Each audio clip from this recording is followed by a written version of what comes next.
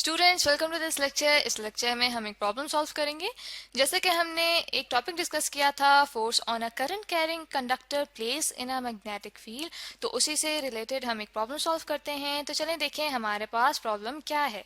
A steady current of 25 ampere is passing through a horizontal power line 50 metre in length held between two poles in the north south direction. ठीक है, हमारे पास एक wire है, यानी कि एक power line जिसमें से हमारे पास करंट कितना गुजर रहा है, 25 एम्पेयर। और ये जो हमारे पास पावर लाइन है इसे रखा गया है नॉर्थ साउथ डायरेक्शन में।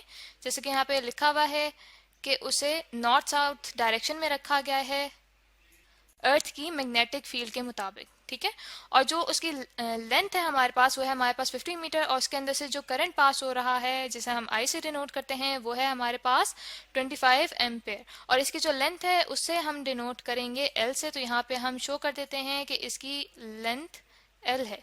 ठीक है, एल हमें बता दी गई है कि हमारे पास जो लेंथ है उसकी क्या वैल्यू है। तो आगे हमें कहा गया है कि the earth magnetic field is 10 raised to the power minus 4 Tesla at that place and an angle of dip is 60 degree.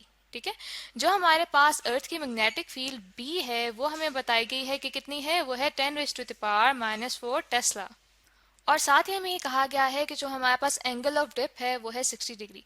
तो स्टूडेंट्स, जो हमारे पास एंगल ऑफ डिप होता है ये ऐसा एंगल होता है जो कि हमारे पास अर्थ की मैग्नेटिक फील्ड लाइंस होराइजन के साथ बना रही होती हैं। होराइजन हमारे पास होता है कि जब हम फॉर एग्जांपल यहाँ पे मैं अर्थ की शेप ड्रॉ करती हूँ, जब हमारे पास अर्थ के सेंटर से एक हॉरिजॉन्टल लाइन यहाँ पे बनाई जाए तो इसे कहते हैं कि ये होराइजन है। ठीक है, और जो हमारे पास एंगल ऑफ डिप है ये वो एंगल होता है जो कि हमारे पास अर्थ की मैग्नेटिक फील्ड लाइंस बनाती हैं। तो यहाँ पे मैं शो कर देती हूँ कि हमारे पास एंगल है यहाँ पे थीटा। ठीक है, तो ये जो हमारे पास यहाँ पे लाइन शो हुई है ये हमारे पास अर्थ की मैग्नेटिक फील्ड लाइन है। तो ये जो एंगल हमारे पास बना रही है होराइजन के साथ वो है 60 डिग्री। और आगे हमें फाइंड क्या करना है, हमें फाइंड करना है find the force on the wire, के हमारे पास ये जो वायर है इसके ऊपर कितनी फोर्स लग रही है। तो इस तरह करते हैं, सबसे पहले अपने पास डाटा लिख लेते हैं कि हमें क्या क्या क्वांटिटीज गिवन है ताकि आगे सॉल्व करना हमारे लिए आसान बन जाए। अब देखें यहाँ पे सबसे पहले हमें गिवन है कि हमारे पास करंट है 25 एम्पेयर। ठीक है, और उसके बाद हमें गिवन है कि हमारे पास लेंथ क्या है, लेंथ हमारे पास है 50 मीटर। और साथ ही हमें ये कहा गया है कि जो हमारे पास अर्थ की मैग्नेटिक फील्ड है वो है हमारे पास 10 raise to the power minus 4 tesla, जिसे हम यहाँ पे टी से इसके यूनिट को डिनोट करते हैं। और साथ ही हमें बताया गया है कि जो हमारे पास एंगल ऑफ डिप है वो कितना है, वो है हमारे पास 60 डिग्रीज। और हमें फाइंड आउट क्या करना है, हमें फाइंड आउट करना है कि इस वायर के ऊपर कितनी फोर्स लग रही है अर्थ की मैग्नेटिक फील्ड की वजह से। तो इस तरह कहते हैं स्टूडेंट्स कि अब सॉल्यूशन स्टार्ट करते हैं। हम ये जानते हैं कि जो वायर के ऊपर फोर्स है एफ वो इक्वल होती है हमारे पास आई।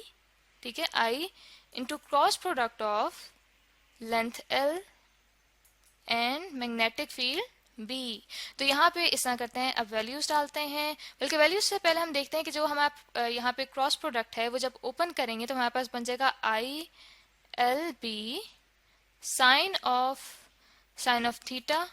ठीक है, और एन यूनिट वेक्टर, जहाँ पे ये जो एन है ये यूनिट वेक्टर है फोर्स की डायरेक्शन में, जो कि हमें बताता है कि फोर्स की जो डायरेक्शन है वो उस प्लेन के परपेंडिकुलर है जो कि हमारे पास लेंथ एल और मैग्नेटिक फील्ड बी की वजह से बनता है। तो इस तरह करते हैं, अब यहाँ पे वैल्यूज पुट करते हैं। हमारे पास करंट की क्या वैल्यू है, 25 एम्पेयर। आगे मल्टीप्लाई हो रहा है लेंथ से जो कि हमारे पास है 50 मीटर। फिर फर्दर ये मल्टीप्लाई हो रहा है मैग्नेटिक फील्ड से। मैग्नेटिक फील्ड क्या है, हमारे पास है 10 raise to the power minus 4 tesla. और आगे हमारे पास आ जाएगा साइन ऑफ 60 डिग्री। ठीक है, साइन 60 डिग्री। और आगे हमारे पास है यूनिट वेक्टर एन। इसको जब मैंने सॉल्व किया कैलकुलेटर से स्टूडेंट्स तो मेरे पास वैल्यू आ रही है 0.108। ठीक है, तो अब इस तरह करते हैं कि जो हमारे पास यूनिट्स हैं उनको बैलेंस आउट कर लेते हैं ताकि अगर कोई हमसे मिस्टेक हो गई है तो हमें पता चल जाएगा, क्योंकि अगर कोई मिस्टेक होगी तो हमारे जो यूनिट्स हैं वो ठीक तरह से बैलेंस आउट नहीं हो सकेंगे। तो यहाँ पे देखें हमारे पास सबसे पहले मौजूद है एम्पेयर, जो कि आगे मीटर से मल्टीप्लाई हो रहा है, फिर हमारे पास टेस्ला है। ऐसा करते हैं, टेस्ला को हम सिंप्लीफाई कर लेते हैं यूनिट को, ताकि उसे जब ओपन करेंगे तो हमारे यूनिट्स मज़ीद क्लियर हो सकेंगे। तो हम ये जानते हैं कि हमारे पास जो मैग्नेटिक फील्ड भी होती है वो इक्वल होती है force divided by charge Q multiplied by velocity V multiplied by sine of theta. तो दैट मीन्स कि हमारे पास टेस्ला इक्वल हो जाता है न्यूटन डिवाइडेड बाय जो हमारे पास चार्ज होता है उसका हमारे पास यूनिट होता है कूलम C, ठीक है, जो कि मल्टीप्लाई हो रहा है वेलोसिटी से, जिसके हमारे पास यूनिट्स होते हैं मीटर पर सेकंड। मीटर पर सेकंड का जो सेकंड है वो ऊपर चला जाएगा, तो हमारे पास बन गया है newton second divided by coulomb metre. तो यहाँ पे टेस्ला की जगह अगर मैं यूनिट्स यहाँ पे लिखती हूँ तो मेरे पास बन जाएगा newton second divided by coulomb metre. Metre metre से कट जाएगा, तो अब हमारे पास देखें क्या बचा है, एम्पेयर सेकंड पर कूलम, और यहाँ पे न्यूटन भी मौजूद है। अब देखें, जैसे कि हम जानते हैं कि हमारे पास करंट जो है वो इक्वल होता है कि किसी पॉइंट से हमारे पास कितने चार्जेस पास हो रहे हैं एक टाइम टी में। दैट मीन्स कि हमारे पास जो चार्ज है वो इक्वल हो गया हमारे पास करंट मल्टीप्लाइड बाय टाइम। तो 1 कूलम जो है वो इक्वल हो गया हमारे पास एम्पेयर मल्टीप्लाइड बाय सेकंड। तो यहाँ पे हमारे पास एम्पेयर भी मौजूद है और सेकंड भी मौजूद है, तो यहाँ हमारे पास आ जाएगा कूलम। तो दैट मीन्स कि हमारे पास बन जाएगा coulomb multiplied by Newton divided by coulomb. Coulomb coulomb से कट गया तो हमारे पास आया स्टूडेंट्स न्यूटन।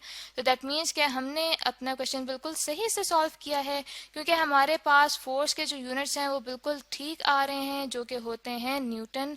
तो स्टूडेंट्स, ये हम लोगों ने वो फोर्स निकाली है, वो फोर्स कैलकुलेट की है जो कि एक वायर पे अर्थ की मैग्नेटिक फील्ड की वजह से हो रही थी। तो आई होप स्टूडेंट्स कि आपको ये क्वेश्चन अच्छी तरह से समझ आ गया होगा।